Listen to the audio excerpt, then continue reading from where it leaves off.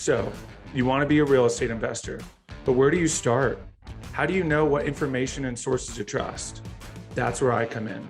I'm Jonny Cattani, and this is the Investor Relations Real Estate Podcast.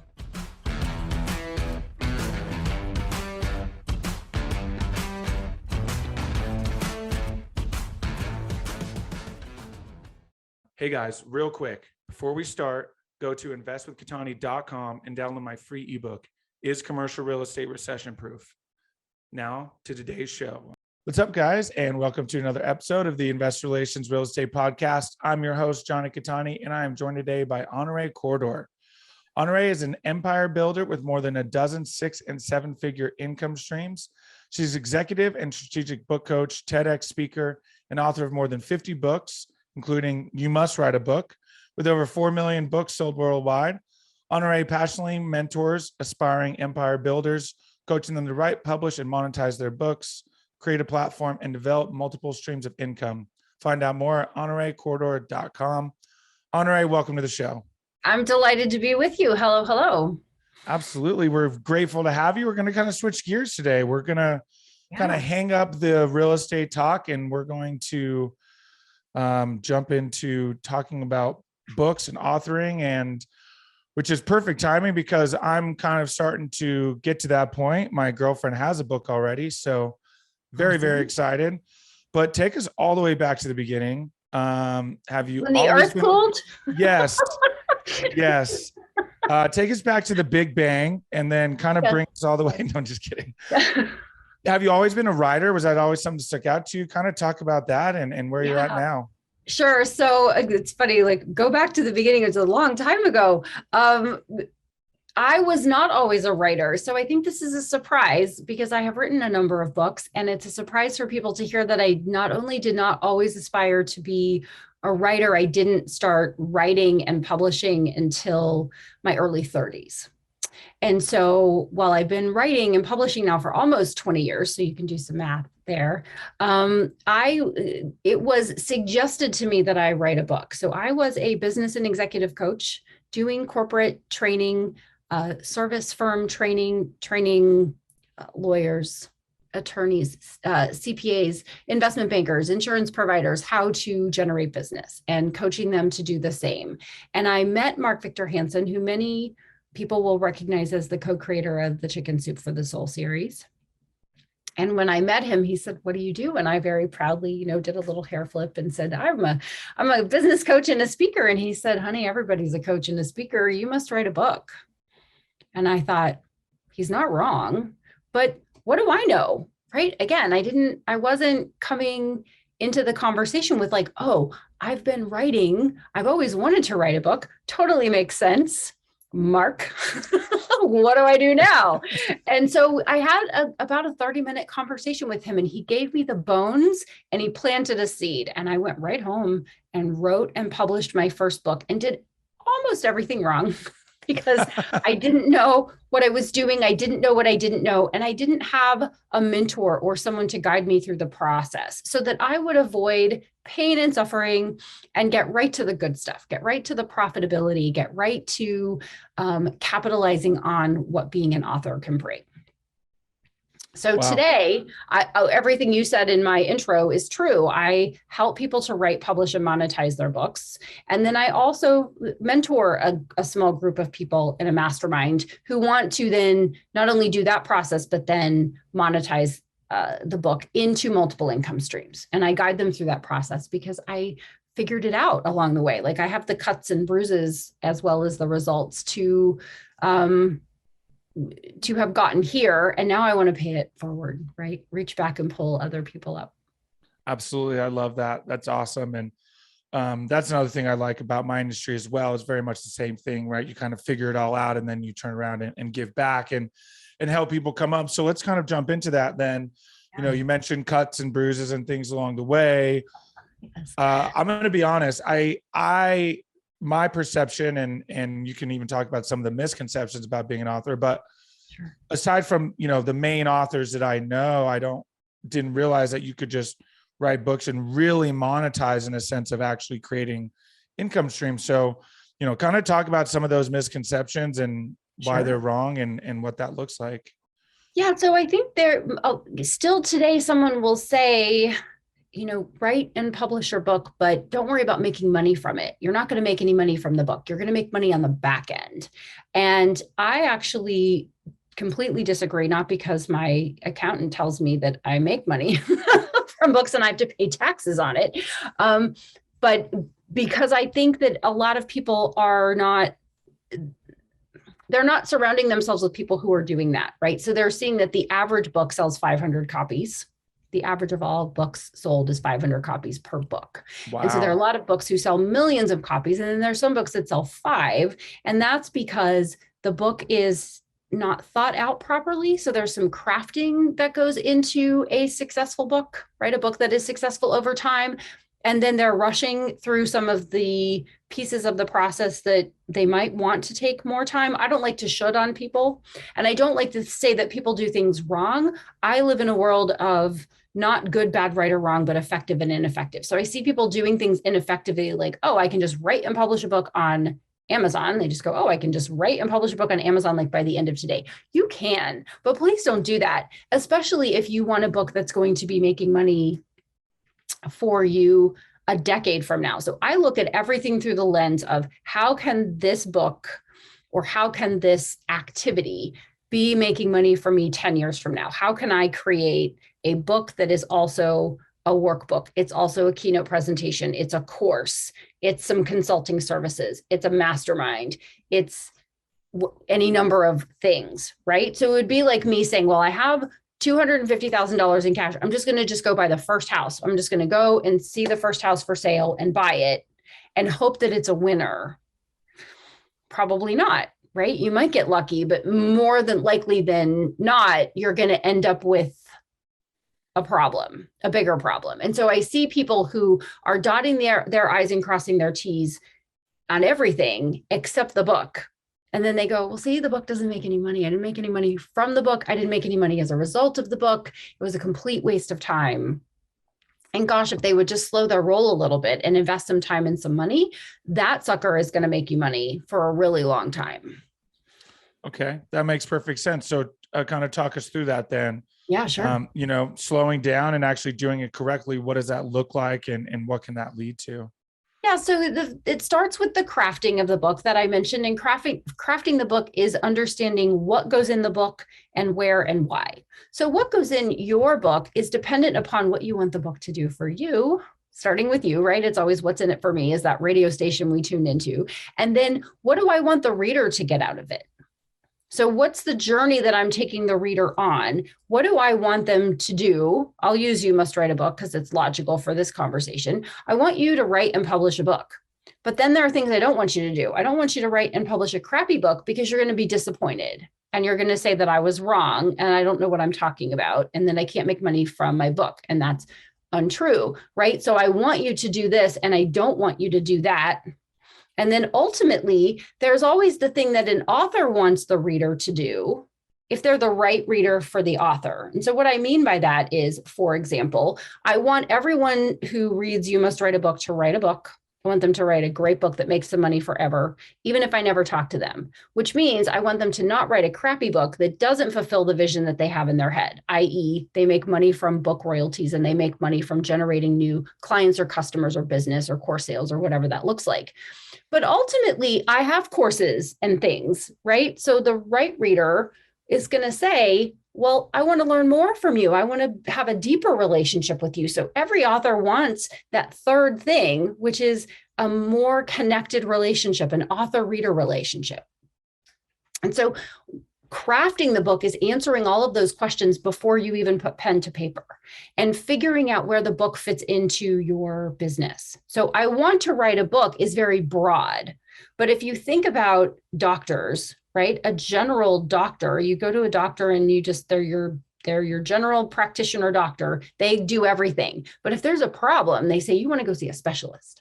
Right? So as an author, you're a specialist. What are you a specialist in? And what are the problems that you're helping your readers to avoid? And what opportunity are you helping them to capitalize on? Perhaps you're doing both. And then there's an opportunity for them to say, Jonny, I want to pay you to do it. I want you to guide me through this process. I want to have you on speed dial. I want to be the person that you talk to. You can't talk to everybody, but you can talk to me. What does that look like? And opening that space, creating a space for that relationship to happen is what a book can do for an author. So getting really clear at the beginning, what do you want to happen at the end? And then creating a book that fits into that and creates that connection. Wow, that's fascinating and definitely makes sense, right? I mean, ultimately, certainly some people are just writing books, just like in my industry, like a lead magnet, right? A marketing tool, you Right. just Yeah. want to have some content out there, not really concerned whether or not people are going to read it. But this is clearly a structure for, hey, I want someone to, open the book and read it to the last possible page and then want more. Yes. Yes. And if they can't get more, if they can't afford more, then you've given them enough in the book, right? Because a lead magnet in my mind is what gets people to the book. Some people use books as lead magnets, and that's a different conversation. That's a longer term, bigger income stream marketing conversation. But make sure that your lead magnet is awesome. Make sure that 10 years from now, you're going to go, yeah, that's mine. I did that. I can't say that about all my books. I look at some of my books and I'm like, yep, that's mine. And I twitch a little, right?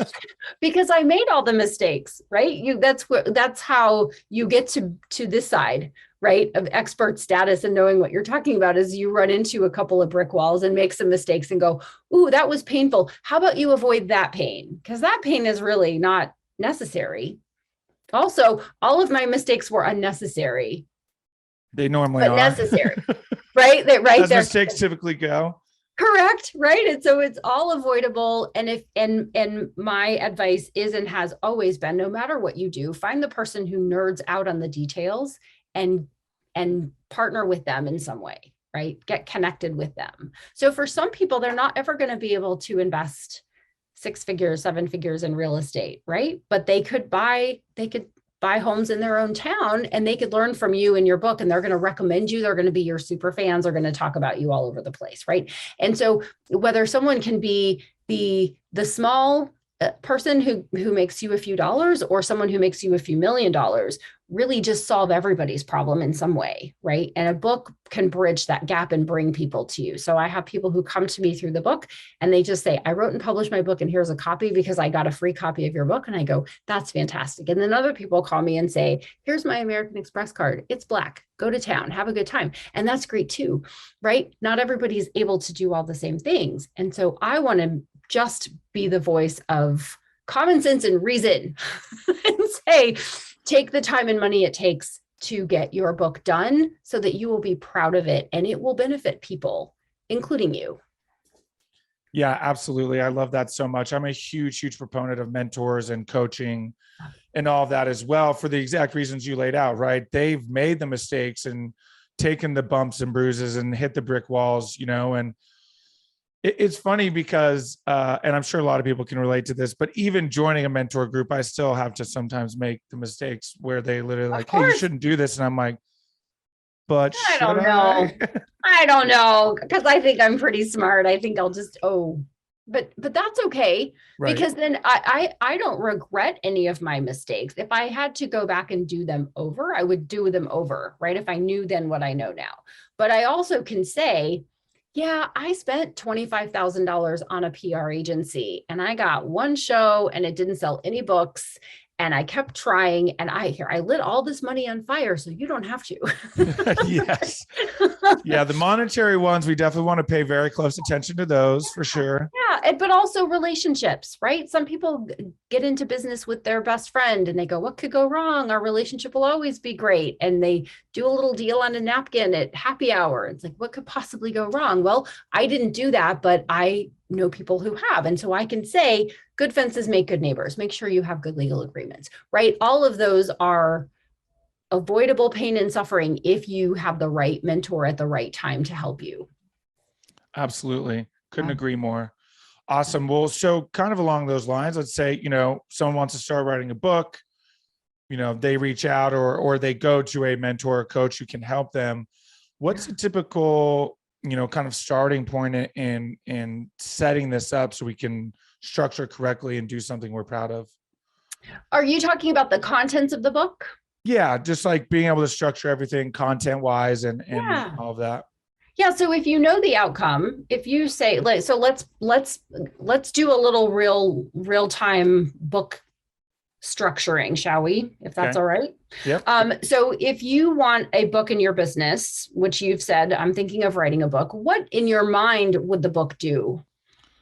What's its purpose? So in my mind, it's a lot of people before they got in commercial real estate, they did some form of residential, right? Whether that was wholesaling, fix and flip, buy and hold, single family. I skipped all of that, went straight to commercial real estate. So it'd really be, kind of teaching people and helping people understand how you can skip all of that and go straight to commercial real estate and how to do that correctly. Awesome. And so you would want them to invest in commercial real estate, not make mistakes. And then what's the third thing? How could they engage you if they were? Come to me as a mentor to help them get into the industry. Okay, awesome. So then knowing that outcome, right, it's positioning you as authority, it's creating an income stream through book royalties and potentially creating income streams through investing, right? Because they're paying you for mentorship or you make them part of the deal or vice versa, right? There's some sort of monetary upside. Okay, so then when you're writing the contents of the book, we start with the introduction, which I always write my introduction after I've written the book because then I know what I'm introducing. Interesting. Right. I like that. Right. And then I write out a list of questions and I start with the questions that people ask me. So I always get like, who should write a book? Who shouldn't write a book? How long is a book? Right. Like the basic questions. So what are the first things that people know? So I'm a layperson, not invested in commercial real estate. I would say, what are the benefits of commercial real estate? How do I know I'm ready to invest in commercial real estate? How much money do I need to show up with? These are just the questions that come off the top of my head and you're nodding. So you're like, okay, she's not dumb. She knows the basics, right? But then I'm going to say that that's just the first category. The second category are the questions that I should be asking that I don't know to ask because I just don't know. I don't know what I don't know. And then there are the blind spot questions. And I'll give you an example. So when we were moving as a family from Texas to Tennessee, we were moving into a brand new luxury high-rise building. And as luck would have it, as I think life happens, construction was delayed. So construction delay. And so we were in a holding pattern. We were staying with my in-laws for, we thought a weekend. It ended up being 4 months. 4 months. We're in Louisiana. We're moving from Texas to Tennessee, but we're in Louisiana. And we just keep getting calls or we're calling. And we're like, what's happening? When can we come up there? And fortunately, we work for ourselves, wherever we are, that's where we're working. So it didn't really matter. And so it was more like, well, is it time? Can we come? We're ready to start our new life. And so finally we get we're ready for you to come and move in. We show up on the day to sign our lease and get our keys. And the woman said, the elevator's not working. And I thought she meant the elevator wasn't working right now, or maybe today. It turned out that the elevator wasn't ready and would not be ready for 6 weeks. Oh my gosh. So we were on the 4th floor. There were 3 of us. We're all healthy, so that's fine. We can go up and down the stairs. But the asterisk, the fine print below is we had just adopted a puppy. Oh. And so when you have a puppy, they need to go outside all the time. All the time. So couldn't get an elevator. Had to go up and down 4 flights of stairs. Oh, I don't know, 700 times a day. Yep, that sounds right. and night, right? So the question I didn't know to ask was, is the building in living order? Is everything functioning properly? Right? So it's like the questions I knew to ask were, is it time for us to come? Are you ready for us to come? Is the apartment ready? Is the building livable? Yes. But is it all ready? Is it truly luxury? Or am I going to be really, really, really irritated in about 72 hours and want to burn the building down? I'm just saying, right? So there were no fires. Nobody was harmed. Nobody's harmed in the making of this book. Nobody's harmed in the making of this podcast. But there are questions that people know to ask because they're just common They're common sense, logical questions that smart people are going to ask. Then there are the middle questions that they just don't know that they don't know. And then there are the nuclear questions, right? The things that if I just don't know that I don't know this, and I don't even know to ask it until I've gotten through the experience, those retrospective questions are also helpful. So the first thing to do for your outline is just to sit down and write those questions out, and then put them together in a logical or linear order. And say, well, you want to craft the book, because everybody goes, I'm going to write it and publish it. And it's like, but it's crafting, writing, publishing, pre-launching, launching, marketing, right? There are 6 different phases, and most people just go, write, publish, boom. What happened? It didn't work. Ready, fire, aim, right? Interesting. Okay. Yeah. And that is a book, by the way. Ready, fire, aim, I believe. Am I crazy? Yeah, I'm That's sure. a book. There has to be. There has to be. Absolutely. Yeah. And if there isn't, one of us is going to write it, because it's what people do so enthusiastically, right? And it's because they go, oh, I've always wanted to write a book. I could write a book. Somebody said, you definitely must write a book. 3 people said you must write a book. And now they're off to writing a book, and they don't recognize that it could be so good. It could be hundreds of thousands of dollars, if not millions of dollars in revenue over time, if they would just slow down and think through the process and get good advice. So not the cheapest advice, not the free advice, but the best advice. Absolutely. And that's one thing I've talked about when it comes to mentorship groups is not necessarily, and of course, we all have to stay within our means, but looking at the value that you're getting as opposed to how much it costs, right? Like certainly in my mind, the mentorship group, I got at a discount in my mind, according to the value of what I got, right? It's an investment. Everything is an investment, but it's a reasonable investment. And I'm sure you say the same thing. It's like, you're not for everybody. Your level of investment is not for everybody. You can do it. You can get a cover on Fiverr. You can find somebody who used to teach English and now will edit your book. You can write your own copy. You can do your own editing and proofreading.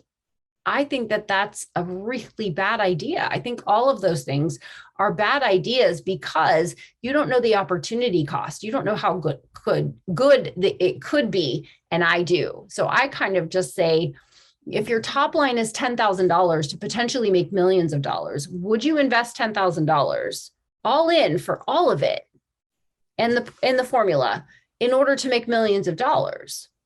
12 out of 10 times I would do that. 12 out of 10 times I would do that. 120% always. Yes. Yes. And so then I will, if someone says, well, I just don't have the money, I'm like, then wait till you do.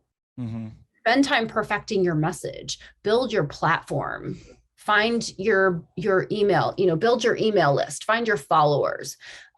There's plenty of things you can do instead of rushing to publishing and then doing the walk of shame. Like, yeah, that's my book, but it's terrible. It didn't sell anything. How's your book doing? Well, I've sold 4 copies to my mother. It's not a win, right? Right. It's not a win. That's not what you want, right? And you and I know that. You and I know if I have hundreds of thousands of dollars in cash and I go looking for a property to invest in, that I probably should just take a minute and not be so excited to throw my money at something and hope it works out, but to really invest my time and my money intentionally and purposefully with a vision in mind, with the right mentor, with the right Jiminy Cricket saying, do this, don't do this. Right. Absolutely. Because then the upside can be huge. Absolutely. Yeah, that's incredible perspective. So with that, obviously the book is obviously kind of the main focus, but what's kind of next after that? What else are we, you talk about kind of obviously monetizing, creating a platform. What does that look like?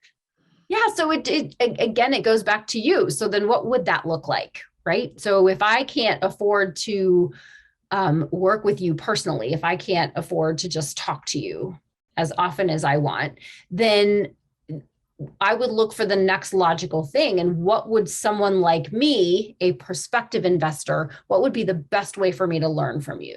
So would it be a course? And I feel it, and I don't want to be self-promotional, but I'm just going to walk you through a little bit of linear, right? Yeah, please so do. when I wrote You Must Write a Book, I had learned from experience that people wanted a workbook or somewhere to go and do the things I was suggesting to capture the ideas. So the next logical thing would be perhaps a workbook, a journal, a companion guide, something like that. So I wrote, I must write my book, the companion workbook, to go with You Must Write a Book, right? Very logical. Then very soon, and I had this in my mind, I just hadn't executed on it, but I was having people email me and say, I have questions. What do I do if I have questions? Can I send you questions? Is there a course that you have? And I said, nope, hold please. And I started teaching a course. So there's a course on writing, publishing, and monetizing a book. But then I had a colleague come to me and say, you've created all these income streams and you have all these roadmaps. Why don't you create a course on just creating income streams? So I created that course. So I have this course for writing a book and that course for creating income streams. And so there's this logical order. And then I had someone say, if you had a mastermind, I'd be in it. I've never thought about having a mastermind. What would I do? And I penciled it out, started a mastermind. I'm in year 4 of my mastermind. And so you can see where book sales and free books get people to the workbook, get people to course number 1, get people to course number 2, get them into the mastermind. And then again, there are some people who say, I have more money than time. If I get just one deal, one client, one customer, it's going to pay for all of this. I actually had a client say to me, it'll be a rounding error. It'll be a rounding error in my accounting if I get one client. So make the book happen as soon as you can possibly make it happen and bill everything to my Amex. And I said, challenge accepted. 78 days later, he had a book. Interesting. And what does that look like? You mentioned you go out and find ghostwriters.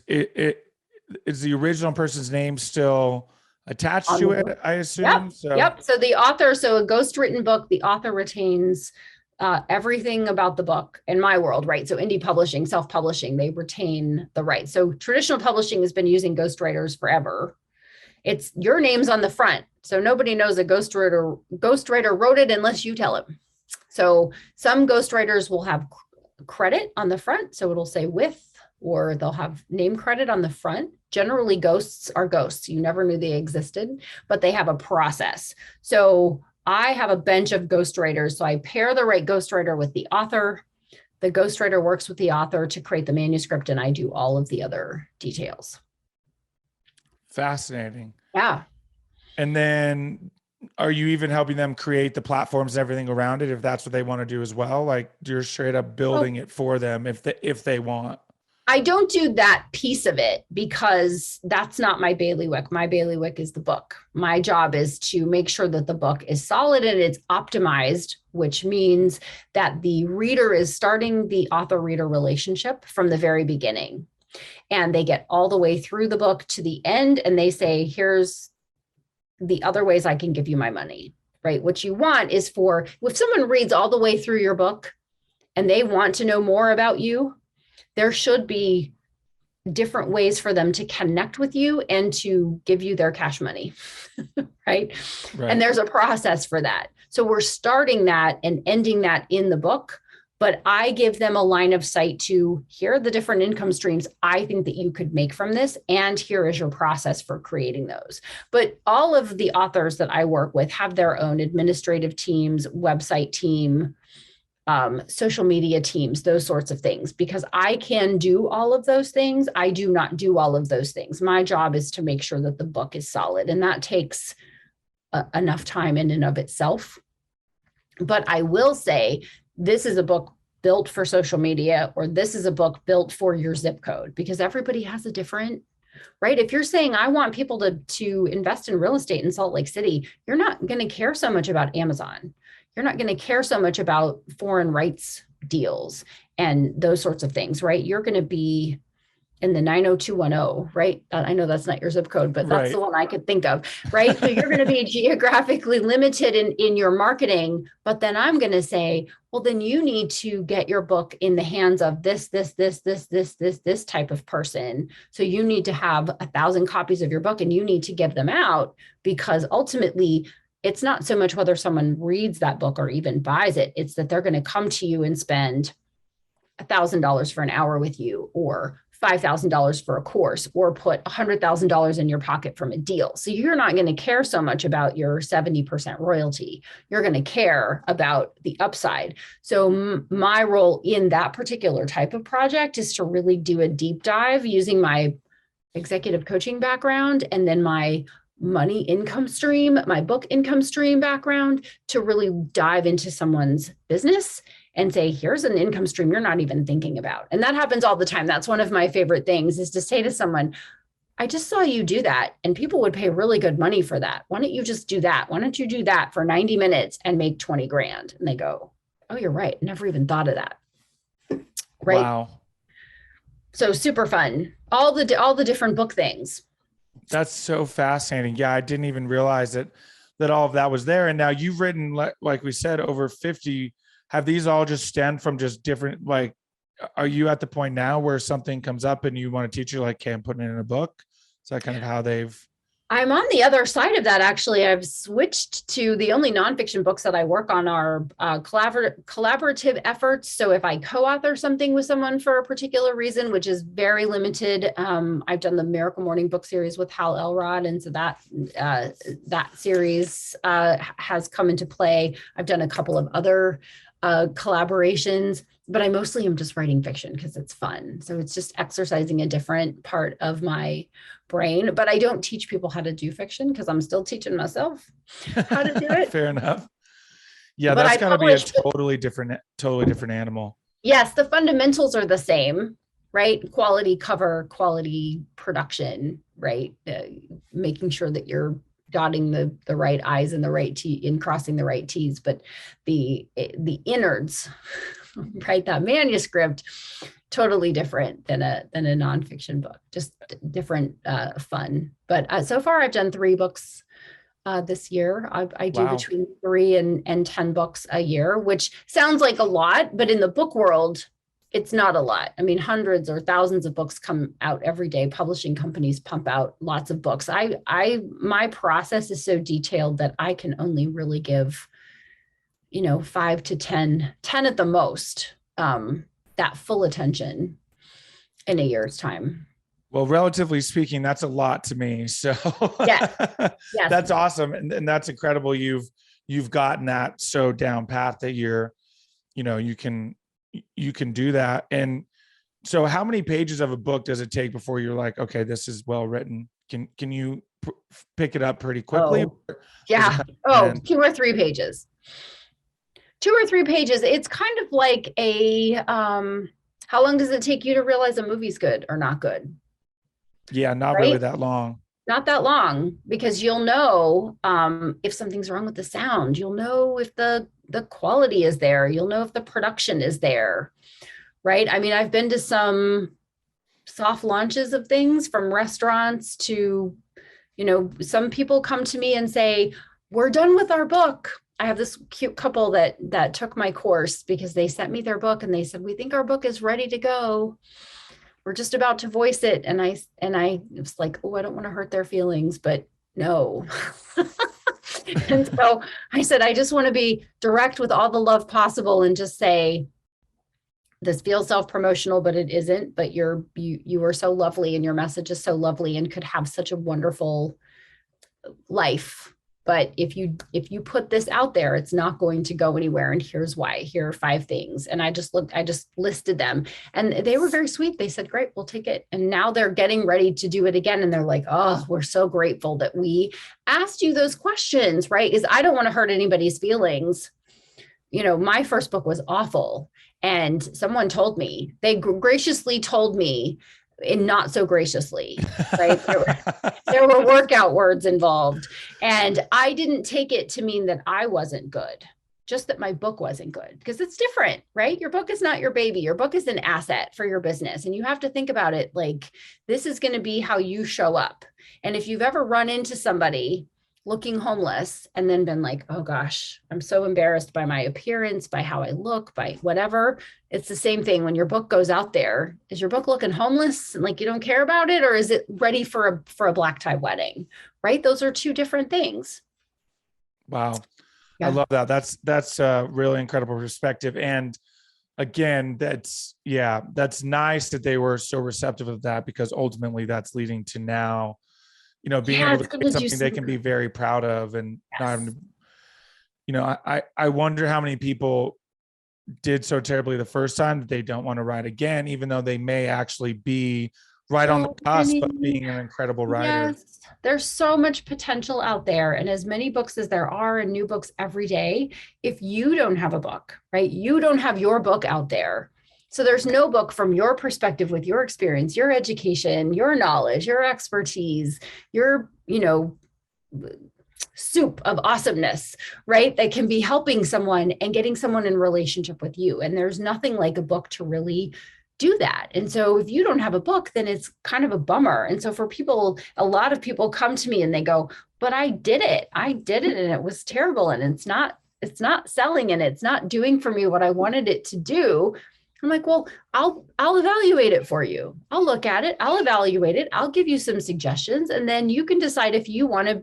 And I say this with so much love and respect for the process. Like, pulp it, start again, right? Do it right the second time. It might take you a whole year.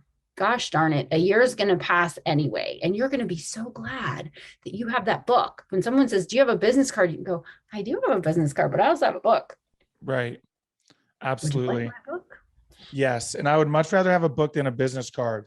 I'm going to remember you, because I've got a stack of business cards when I come from a conference, and I've instantly forgotten. Same. And I don't even remember who people are. Even if they're lovely, I have to write something on them because there's Yep. so many people. But I'll say, here's a copy of my book. And they'll say, do you want me to pay you? And I'm like, oh, no, of course not. I want you to take the book and do with it what you will. But a lot of those people come back to me and say, okay, now I'm ready. And You Must Write a Book was published in 2016. So we're going on 6 years.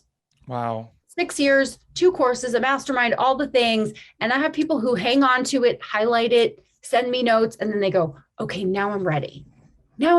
Let's do this. And it's so cool. That's awesome. So, I love that so much. Well, I've been so grateful for all of this perspective and insight. It's been awesome to kind of switch gears, as much as I love what I do. But I do have 5 questions that I ask all of my guests at the end. okay. The final Hit me. 5. First question: best advice you've gotten from a mentor? You must write a book. Well, makes perfect sense. That checks out. The logic tracks. Yes. What is it about your career that makes you feel like you're fulfilling your why? I get to help people become authors, and that, I think, is why I'm here. I really feel like I was put here to make all the mistakes so you don't have to. And every day it happens, another book comes, and I'm so grateful. Awesome. I love that so much. Okay. So the question is, favorite non-real estate or investment related book. Give us, I can give you those. Yeah. Yeah. Favorite, self-help or something that you've read recently, or some of your favorite self-help books. Yeah. So my very favorite book of all time is Law of Success by Napoleon Hill. So he wrote Think and Grow Rich, which is like the baby version of that. And another one would be Psycho-Cybernetics by Dr. Maxwell Maltz. Psycho-Cybernetics? Mm-hmm. Just going to change your life right there. Okay. I love having my life changed. Yeah, in a good way. Right, by books especially.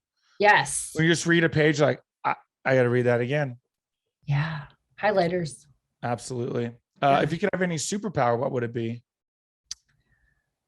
If I could have any superpower, what would it be? I think cooking. My husband does all the cooking, and I think he would be happy if I cooked once in a while. So I'll take cooking for 200. Fair enough. Fair enough. I do most of the cooking as well, but I enjoy cooking very, very much. But that's funny. I haven't done that one yet. It's a good one. All right. Awesome. Last one. What's the best way for people to get a hold of you and learn more? My website, honoreequarter.com, and you can get a free copy of You Must Write a Book. You can download a free copy and get started on your book.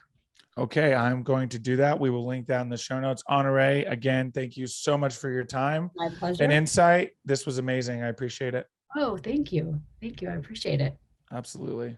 Hey guys, thank you so much for watching today's episode. I hope you really enjoyed it. Listen, I know it's cliche and you hear it all the time, but Please don't forget to like and subscribe to the channel so you know when the next video is coming out.